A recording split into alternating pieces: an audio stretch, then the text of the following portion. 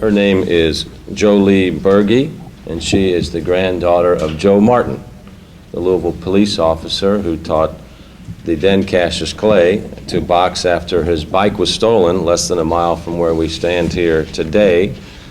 And I will quote Courier-Journal sports columnist Tim Sullivan in his column today. Quote, Jolie Burghy's childhood memories include loitering in the ticket booth while her grandmother sold tickets to Golden Gloves bouts. She has seen baby pictures of herself being held by Muhammad Ali, but she didn't quite grasp her connection to the champ until she read about it in class at St. Raphael the Archangel Elementary School around 1986. So this is a beautiful, I think, metaphor for the champ's life when he was a young guy and wanted to whoop somebody, and he went to the police, white policeman, young black guy in segregated Louisville at the time.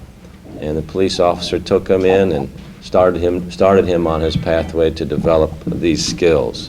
So it's a good message, I think, today for this focus on police-community relations around our country. So joined by her husband, please welcome the only living relative of Joe Martin, his granddaughter, Jolie Burghy, a very proud Louisvillian. Thank you, Mayor Fisher. Joe Martin played a very important part in history. To me, he was simply my granddad. The granddad that I have very fond childhood memories of standing behind him while he would fall asleep and doze off in his recliner. And it was my mission to put as many barrettes as I could in the little bit of hair that he had left so that he would wake up with a head full of barrettes and bows. If you knew my granddad, you knew that he was a very no-nonsense, stern person who respected discipline, and he believed in it. But yet, when he would wake up with all those barrettes, he would laugh it off and probably spend a good 30 minutes trying to get them all out. I grew up going to the Golden Gloves. We would attend those events at Trinity High School. I would stand in the ticket booth with my mamaw, Christine.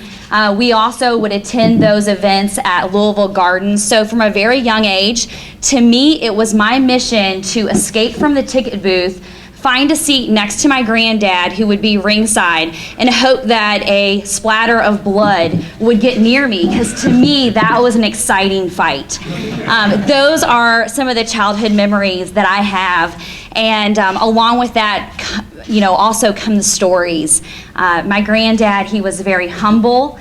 He was not a person who would go out and boast and brag and tell the story about the place in history that he was a part of, but certainly if he were asked questions, he loved to tell the story. He was so proud of that.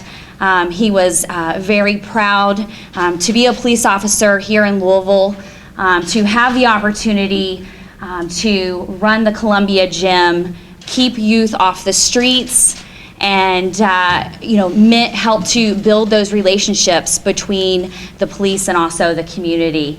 I also have stories from my grandmother of during those days of segregation.